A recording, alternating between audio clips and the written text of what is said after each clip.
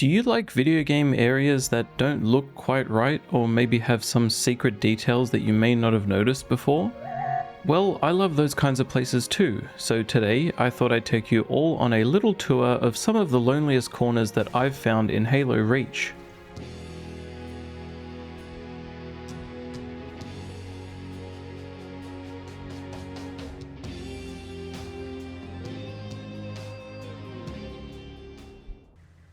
So here we are on Winter Contingency. This is one of the locations that you have one of the fights at. And where I wanted to specifically show off is this building over here. And now, I've always sort of considered these buildings as kind of like just generic set pieces, but I've recently kind of had a look at them, and I've found that there's a lot more detail in them than I actually initially thought. One of the neat things that I found is you see these like dirty, muddy footprints. They're actually kind of placed where you would expect somebody to walk in a house. Like obviously they're by the front door, but then they go around here, you know, maybe to like the campfire to warm up. They're at this door as well. And then they sort of curve around up here into the kitchen, where you can see a lot more muddy footprints. And then you've got some more coming from this entrance as well. And that's really cool that they didn't just sort of throw this texture around anywhere. They've actually placed it on a path that you would actually walk down if you were living in this house. I find that really just sort of neat detail. And even if you look over here, there's no footprints over here because there's nothing over here. Why would you ever walk here? So all the houses in this level have this same kind of counter, with these stovetop burners built into it. And the other houses actually have like a little burner in these spots. And I noticed that this house didn't have any, and I was like, oh, that's weird. And then I went looking around the level to see if I could find it anywhere. Like maybe if somebody stole it, like one of the neighbors had an extra one and they stole it from this house. But I couldn't find anything. And I was like, oh, that's kind of weird that this house doesn't have any stovetops. And then I came back here and I noticed this. So they actually do have stovetops. They've just somehow accidentally phased them into their counter. So yeah, they've somehow managed to, instead of placing their stovetops on these little pre-made holes here, they've somehow phased them into their own counter. So, you know, good luck trying to cook your meals with that. Maybe with this one, not with this one. One of the coolest kind of things that I've noticed about this village is I saw that it had all these like fishing nets around. You've got like a couple hung up on this wall here.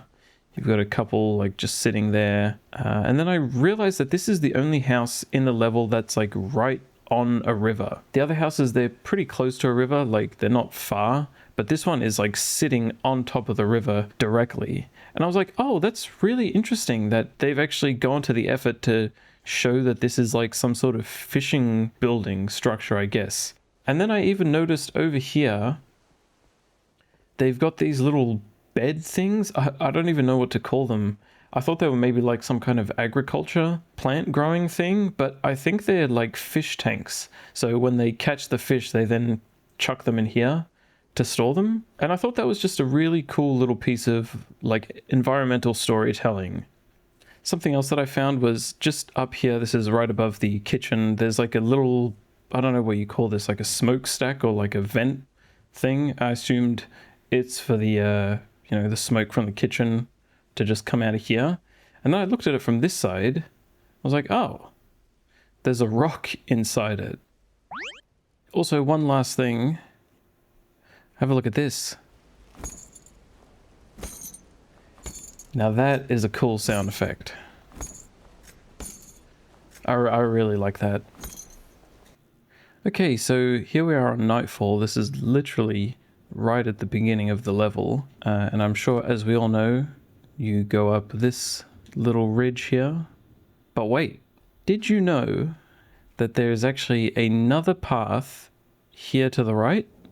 I only figured this out, or I didn't figure it out myself. I found out through a YouTube video because there's a data pad here, and I was looking for all the data pads. But I had no clue that this area existed pretty much my entire life. And something that's kind of interesting is you'll see that the elite is standing there. Now, if you're familiar with this level, you know that he stands kind of like over there. And what I found is that if you go through this path, the elite will actually move over there. I'll restart the checkpoint so I can show you guys. So have a look at this now. Look at that. He moves location so he can get in position for you to assassinate him. I mean, how polite is that? It feels really almost like an out-of-body experience to me, because I've always played this level from pretty much my entire life, where you come around here and you assassinate him here.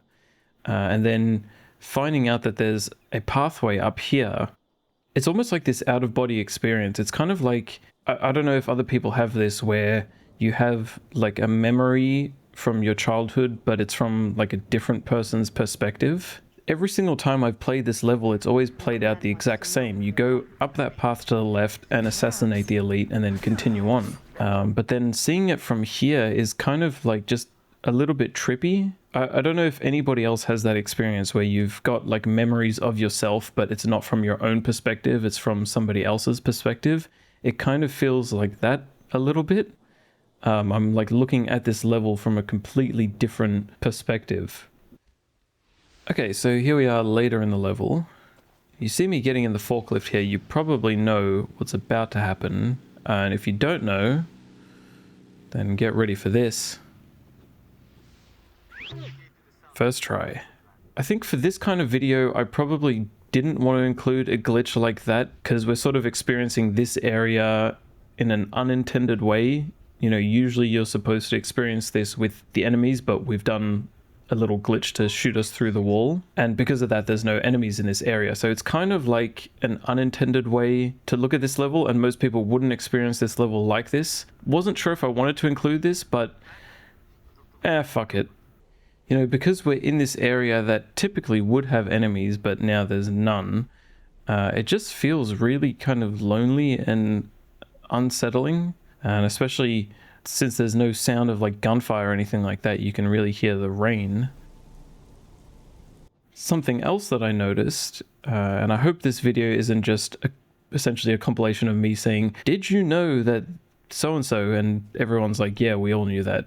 Yeah, the entire comment section is like, yeah, how did you not know that? I hope, I hope this isn't the case, but did you know that down there is actually the beginning of the next level, Tip of the Spear? You've got the bridge here that explodes, and then Cat drives over it and you crash here, and then you fight your way like all the way up here. I mean, it makes sense considering the cutscene earlier, you see her blow up that pylon thing and it's from that angle there, but I must have just completely missed it my entire life. Maybe I did know this at one point and I just forgot it, but yeah, that is actually the beginning of the next level just down there, which is pretty cool. Especially for a game like Halo where it's level based and it's kind of segmented, it can sometimes feel like the levels don't necessarily match with each other. Even though you might have a cutscene going from one level to another, it doesn't necessarily give you that feeling of like a connected world because it's a level based game as opposed to like an open world or something like that. So it is a nice feeling seeing a later level in an earlier level. You know, it does kind of give you that feeling of like, oh yeah, this is a living world. Alright, so here we are about halfway into Exodus, I'd say.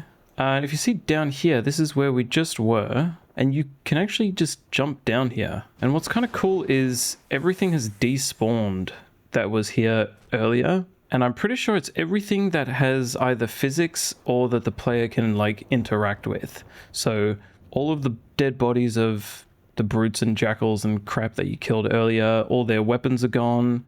And then there's also like pieces of structure that are gone. Like there's a big red container here that's gone. It's sort of this weird feeling being down here because it's an area that we're familiar with. You just were here. It's kind of been like all ripped out and it's just kind of like the skeleton of it. And it sort of feels like you're in your own house, except like all the furniture has been removed. Like it looks familiar, but there's just something off about it. You can tell that something just feels like off. Like just, it's a familiar space, but there's stuff missing and it just feels like kind of uncomfortable. And then over here as well, this is where you get the jetpack. You'll notice that all the doors are missing. And I guess it kind of supports my theory in saying that like anything that had physics or that the player can interact with has vanished, probably just to save memory and save resources. So like these doors that open when you get near them, they've vanished. But what I find kind of interesting is that this door here has also vanished, even though like through here is not a playable area. And it kind of got me thinking, like, why is there a door that has physics here if you never go through here? I mean, maybe this was supposed to be an intended playable area at some point, but then they scrapped that and they just left the door. It's kind of just an interesting thought, I guess. Like, why is there a door with physics here? Why is there even a door? Why not just make it a straight wall? Or just make it a door, but why put the physics in? Maybe it was supposed to be a playable area. Maybe it's just a door asset that they have that they reused because they thought it made more sense or whatever. But it is a little bit interesting considering that you can't get in here when this area is loaded. But then if you go to the next area and deload this area and come back, then this door is gone and you can go through. And I think one of my biggest criticisms with Halo Reach, unironically, is the fact that there are just so many like invisible walls and the 10-second like return to the battlefield timer.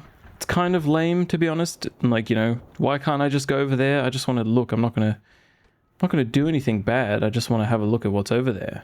So unfortunately, we can't actually go over there and see what is there. I mean, I'm sure we can with mods, but if this was back on the original console, we wouldn't be able to. Oh god. So here we are on the level New Alexandria. And the first place that I want to go to is right up here. Alright, here we are. Made it to the roof of the nightclub. And looks pretty normal, right? Pretty typical looking roof, you would say. You've got these, like, I don't know what they are, like air conditioning fan units. You've got these great big vents. But then, have a look at this. There's some floating geometry here. I really don't know why I love stuff like this, but I really just love when I find like a piece of geometry that's floating. That's very clearly not intended to be like that. So, you know, I'm not sure if maybe the nightclub was trying to save money and they installed fake vents to comply with regulations.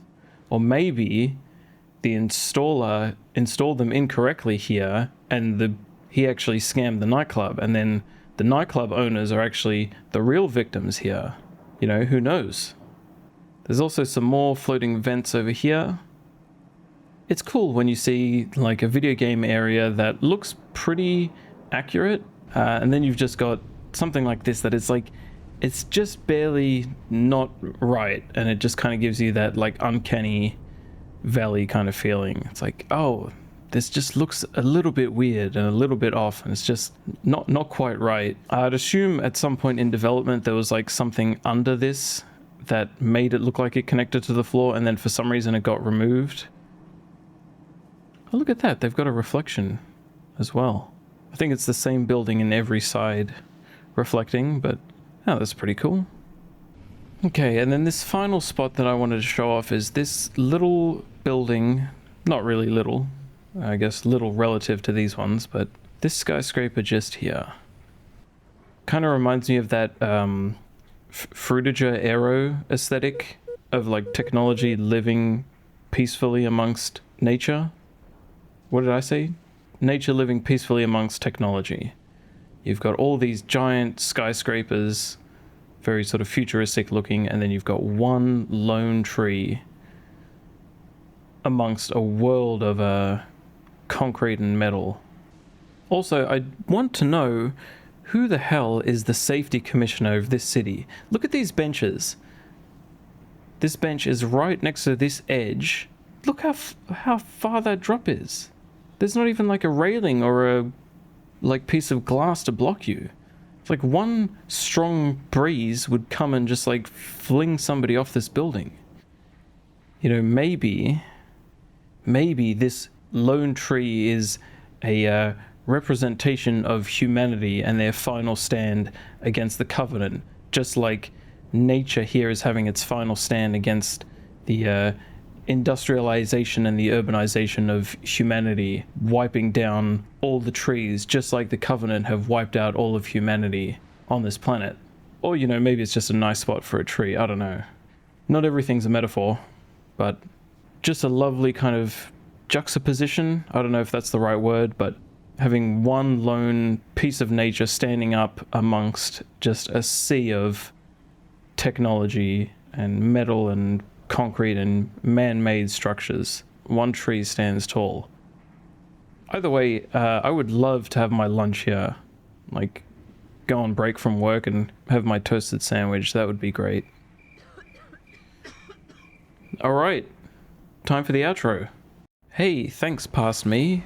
Well, wasn't that a fascinating look at Halo Reach? Hopefully there was some cool or interesting things that I showed off in my video, and if you enjoyed this video, leave a like or let me know your thoughts in the comments below. I want to make content that is fun and engaging for you guys to watch, so I genuinely care what you guys think. If you want to support me, go watch some more of my videos. The algorithm absolutely loves it when you do that. And as always, thank you so much for watching.